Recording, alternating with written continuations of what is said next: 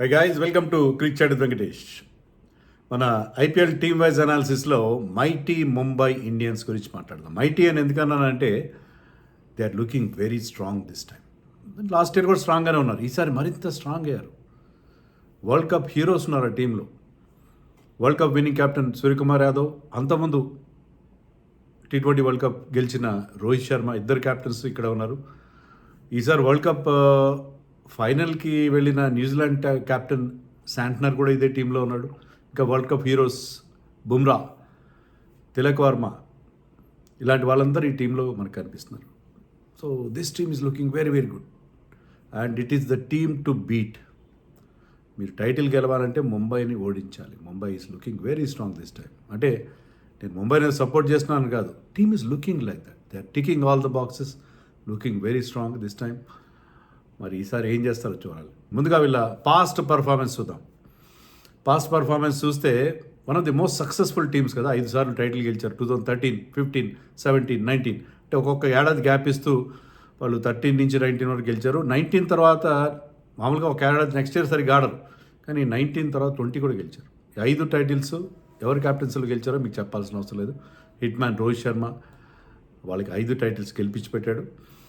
And ఒకసారి runner-up కూడా అయ్యారు అంతకుముందు. రన్నరప్ అండ్ 5 సార్లు, మరో 5 సార్లు వాళ్ళు ప్లే ఆఫ్స్కి వెళ్ళారు. సో మొత్తం 18 ఎడిషన్స్లో ఇప్పటివరకు వాళ్ళు 11 times they qualified for playoffs కానీ సెమీస్ కానీ.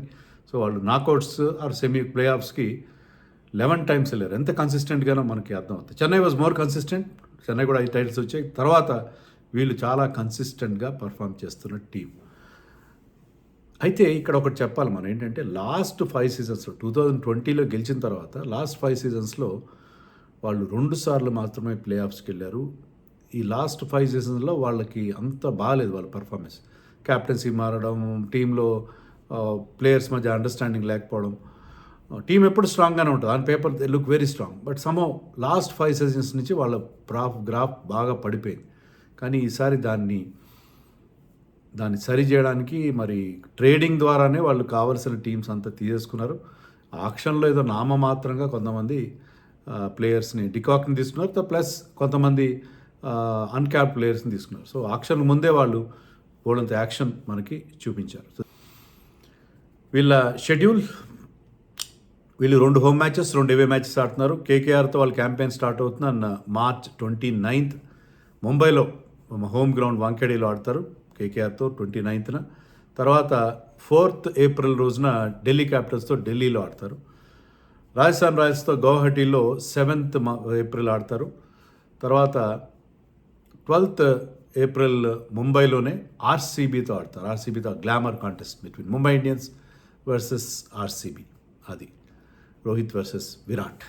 Course team composition, batting lineup చాలా చాలా మంచి బ్యాటింగ్ లైనప్ కనిపిస్తుంది. రోహిత్ శర్మ, సూర్యకుమార్ యాదవ్, తిలక్ వర్మ, డనిష్ మలేవార్ ఎవరంటే ఇతను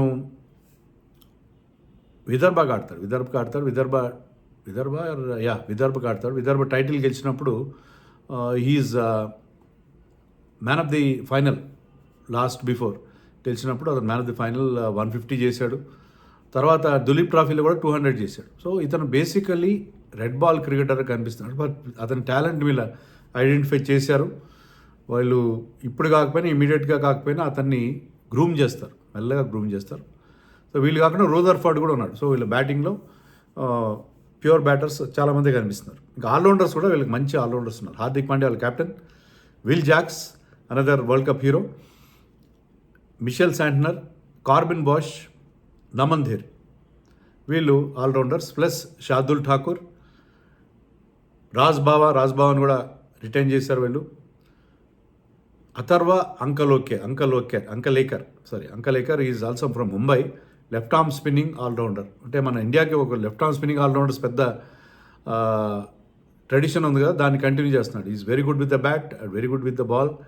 సో ఇమీడియట్గా కాకపోయినా అతను గ్రూమ్ చేస్తున్నారు. అలాగే Mayank Rawat is an off spinning allrounder.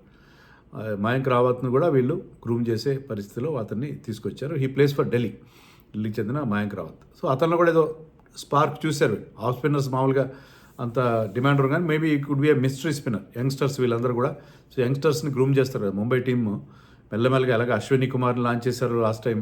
అలాగా ఒక్కొక్కసారి ఒక ప్లేయర్ని మయాంక్ మార్కండే అని అంతకుముందు వాళ్ళు లాంచ్ చేస్తుంటారు. అలాగే ఆ కోవాలోకి వస్తాడు ఈ మయాంక్ రావత్, అంకుల్ లెక్కర్ కూడా. Wicket keepers Quinton de Kock home coming. గతంలో de Kock and Rohit Sharma combination మనం చూసాం. So Quinton de Kock back in the Mumbai fold.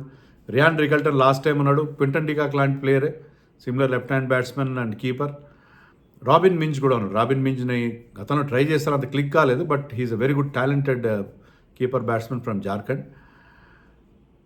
ఇది తర్వాత బౌలింగ్ వచ్చేసరికి course redoubtable Bumrah is there, Trent Boult, Deepak Chahar, Ashwani Kumar, Allah Ghazanfar from Afghanistan, very very talented spin bowler.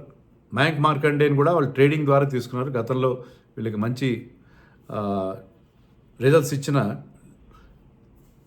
మనకి లెగ్ స్పిన్నర్. తర్వాత రఘు శర్మ, అక్కడ రఘు శర్మ కూడా, అతను కూడా లెగ్ బ్రేక్ బౌలర్. పెద్దగా అతని రికార్డ్ ఏం లేదు, కానీ అతను కూడా గ్రూమ్ చేస్తున్నారు. అలాగే మహమ్మద్ ఇజార్ అనే ఒక లెఫ్ట్ ఆర్మ్ పేసర్.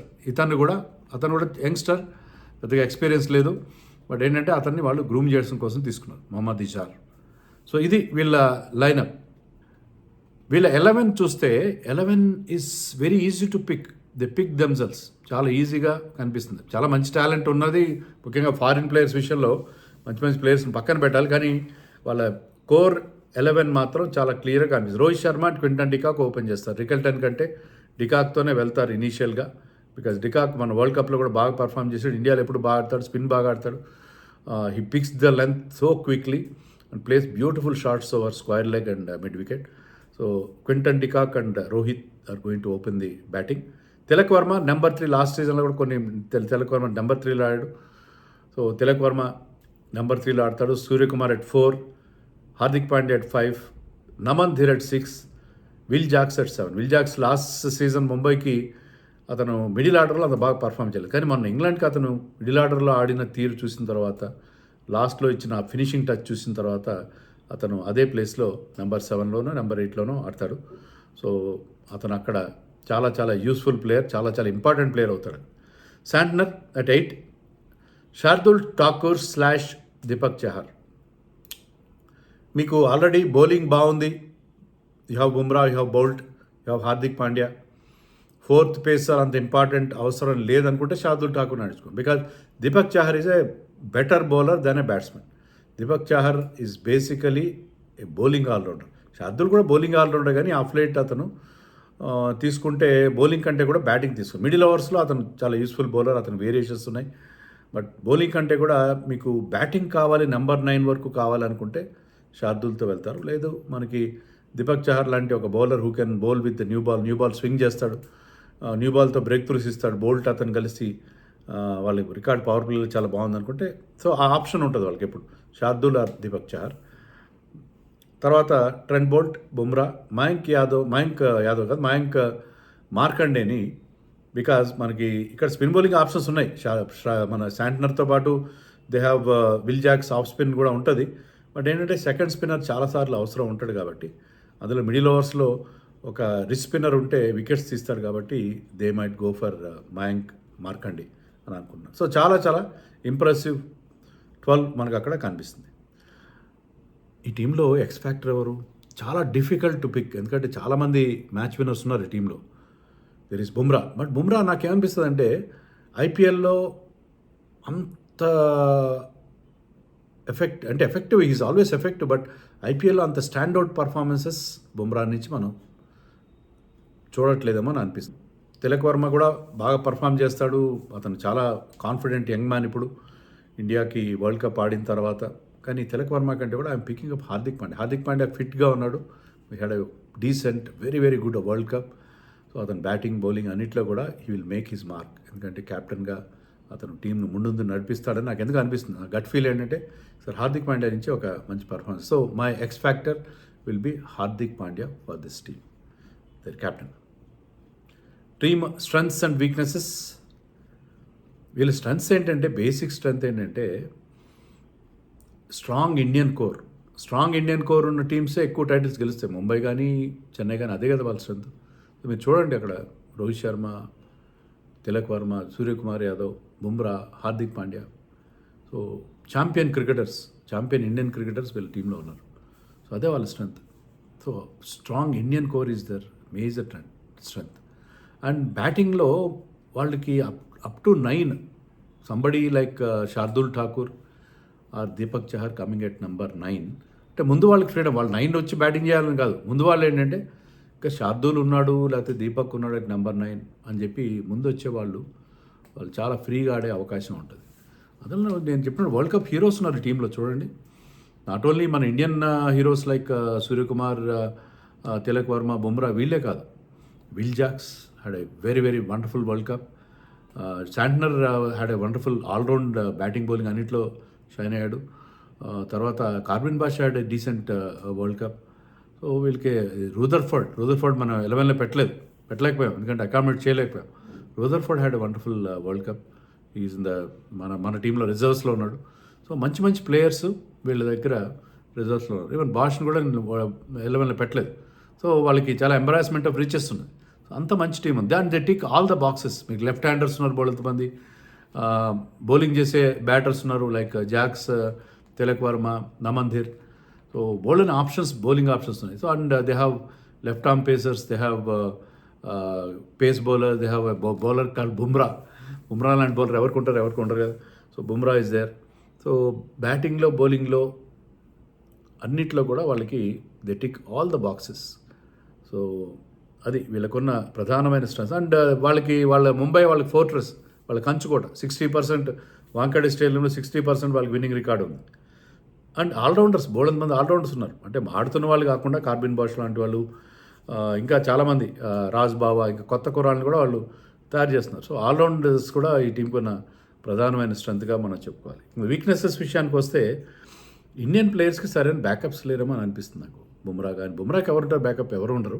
బుమ్రాకే కాదు, మెయిన్ హార్దిక్ పాండ్యా కానీ, బుమ్రా కానీ, రోహిత్ శర్మ కానీ, వీళ్ళకి బ్యాకప్స్, ఇండియన్ బ్యాకప్స్ లేరు. ఫారిన్ ప్లేయర్స్ బ్యాకప్స్ ఉన్నారు. చెప్పినట్టుగా Rickelton, Rutherford, Corbin Bosch, Allah Ghazanfar లాంటి మంచి మంచి ప్లేయర్స్. వాళ్ళు వేరే టీంలో అయితే వాళ్ళు 11లోకి వచ్చేవాళ్ళు, ఇక్కడ వాళ్ళు బెంచ్కి పరిమితం అవ్వాల్సిన పరిస్థితి. కానీ ఇండియన్ బ్యాకప్ సరిగ్గా లేవమో నాకు అనిపిస్తుంది. అది వీళ్ళు ఎర్లీ మ్యాచెస్ లూజ్ అవుతారు. మీరు ప్రతిసారి చూడండి, ఈవెన్ 2025లో ఫస్ట్ 5 మ్యాచెస్లో 4 మ్యాచ్లు ఓడిపోయారు. ఫస్ట్ 2 మ్యాచెస్ ఓడిపోయారు ఎప్పటిలాగే. ఇనాగరల్ మ్యాచ్ 2 ఓడిపోయారు, తర్వాత ఒక మ్యాచ్ గెలిచారు, కానీ తర్వాత మళ్ళీ 2 మ్యాచ్లు ఓడిపోయారు. దాన్ని మళ్ళీ వరుసగా 6 మ్యాచ్లు గెలిచి మేకప్ చేయాల్సి వచ్చింది. సో ఇప్పుడు ఏంటంటే ఈసారి ఈ టీమ్స్ అన్నీ చాలా స్ట్రాంగ్గా ఉన్నాయి. మీరు ఎప్పటిలాగే మేము స్లోగా స్టార్ట్ అవుతాము, ఫస్ట్ మ్యాచెస్ ఓడిపోతా ఉంటే కుదరదు. You have to bring your A game. ఈ ఏ గేమ్ మొదటి గేమ్ నుంచి you have to be at the top of your game. So ఈసారి కొంచెం మారాలి వాళ్ళు. ఇక్కడ చాలా చాలా స్ట్రాంగ్ టీమ్స్ ఉన్నాయి. ఈసారి అన్ని టీమ్స్ కూడా చాలా స్ట్రాంగ్గా అనిపిస్తున్నాయి. ఏ టీం అయినా ఈసారి కప్ ఎగరేసుకుపోయే పరిస్థితి మనకు కనిపిస్తుంది. కాబట్టి ఐ థింక్ మేము ఫస్ట్లో చాలా స్లోగా ఆడి తర్వాత మేకప్ చేస్తామంటే అది అన్నిసార్లు వర్కౌట్ కాదు.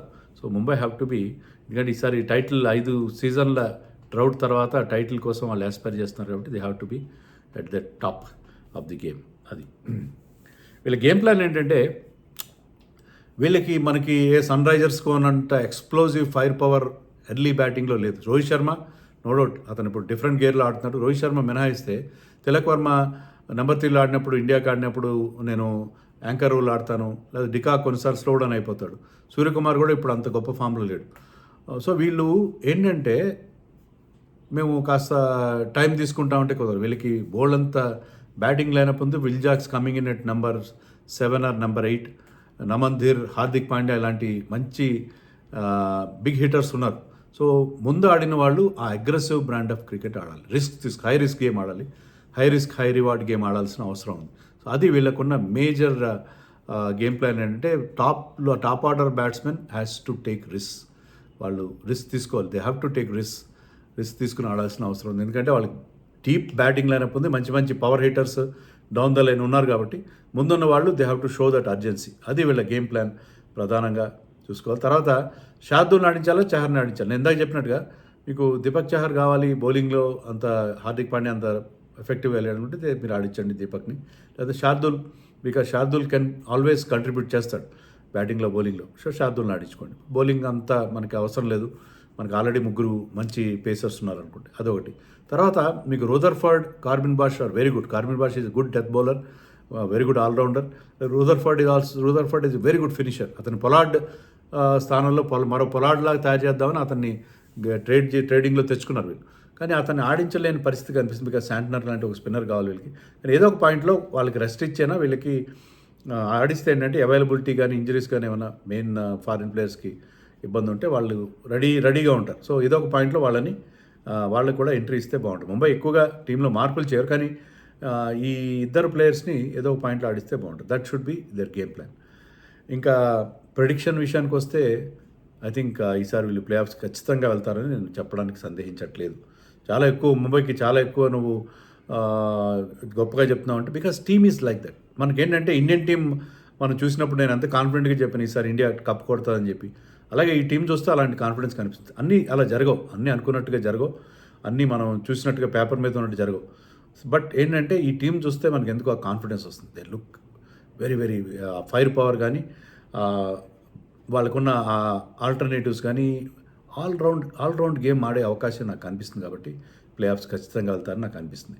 మరి మీరేమనుకుంటున్నారో కామెంట్స్లో చెప్పండి.